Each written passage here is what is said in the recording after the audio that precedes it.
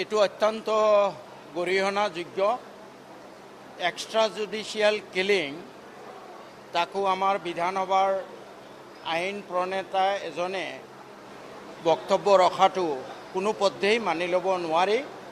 Drugs বন্ধ হ'ব লাগে, তাৰ কাৰণে কঠোৰতকৈ কঠোৰতম ব্যৱস্থা লওক। কিন্তু আজমল চাহাবৰ যি বক্তব্য যে এনকাউণ্টাৰ কৰিব লাগে, এইটো মই তীব্ৰ গৰিহণা দিছোঁ। এক্সট্ৰা জুডিচিয়েল কিলিং কোনো মানুহে কোনো সভ্য সমাজত মানি ল'ব নোৱাৰে।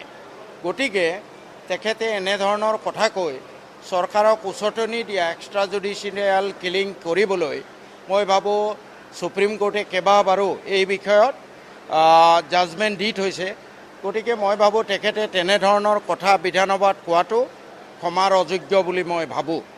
সেইটো এজন বিধায়ক, আজমল চাহাব এজন বিধায়কবোৰ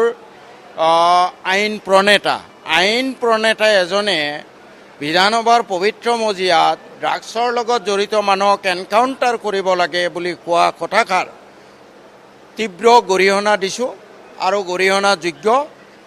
সুপ্ৰিম কোৰ্টে যি সময়ত বাৰে বাৰে ৰুলিং দি থৈছে যে এক্সট্ৰা জুডিচিয়েল কিলিং হ'ব নালাগে, কোনোবাই ডাঙৰ শাস্তি পাপ কৰিছে, বেয়া কাম কৰিছে, তাৰ কাৰণে due process of law' should follow'.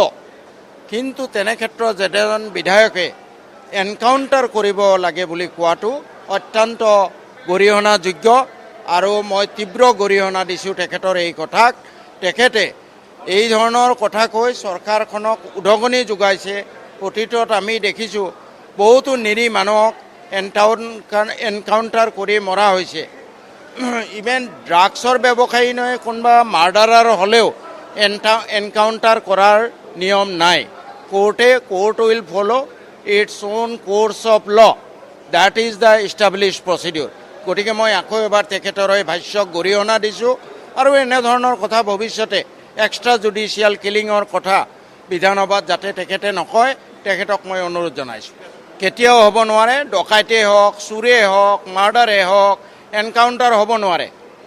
কোৰ্টেহে ইয়াৰ উচিত ব্যৱস্থা ল'ব। এইটো বিধি বহিৰ্ভূত কথা, কনষ্টিটিউশ্যন বহিৰ্ভূত কথা, আমাৰ ন্যায়িক ব্যৱস্থাক বৃদ্ধাংগুষ্ট দেখুওৱাৰ কথা। আমি বিধায়ক হৈ কেতিয়াও কোৰ্টৰ যি বিচাৰ, সেই বিচাৰ প্ৰক্ৰিয়াটো আমি মুখ্যমন্ত্ৰীৰ হাতত তুলি দিব নোৱাৰোঁ। কোৰ্টেহে ইয়াৰ বিচাৰ কৰিব। এক্সিকিউশ্যনৰ দায়িত্ব হ'ল গোটেই কথাখিনি ইনভেষ্টিগেশ্যন কৰা, কোৰ্টৰ তাত হাজিৰ কৰা, কোৰ্টেহে উপযুক্ত ব্যৱস্থা ল'ব। অত্যন্ত দুৰ্ভাগ্যজনক। Every person is presumed to be innocent until and unless he is proved to be guilty. তেনে ক্ষেত্ৰত এটা কেছ হ'লে কোনোবা উকিল তাৰ কাৰণে ওকালতি কৰিলে এনকাউণ্টাৰ কৰা, এইটো অত্যন্ত দুৰ্ভাগ্যজনক। কোৰ্টে বিবেচনা কৰিব তেওঁ আচলতে ড্ৰাগছ ব্যৱসায়ী হয়নে নহয়। যদি হয়, কোৰ্টে উপযুক্ত ব্যৱস্থা ল'ব।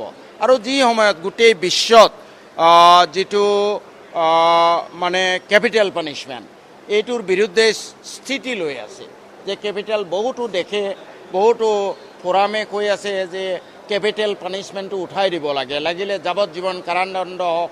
তথাপিও কিছুমান ক্ষেত্ৰত কোৰ্টে কেপিটেল পানিছমেণ্ট দি আছে। শিশুৰ ক্ষেত্ৰত, নাবালিকাৰ ধৰ্ষণৰ ক্ষেত্ৰত কিছুমান ক্ষেত্ৰত হৈছে, কিন্তু দ্যাট শুড বি দি বেয়াৰ minimum.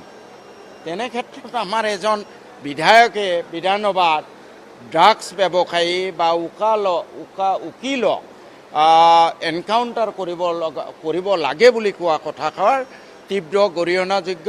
This is against the constitution, this is violation of the due process of law', আৰু মই সেইকাৰণে তীব্ৰ গৰিহণা দিছোঁ।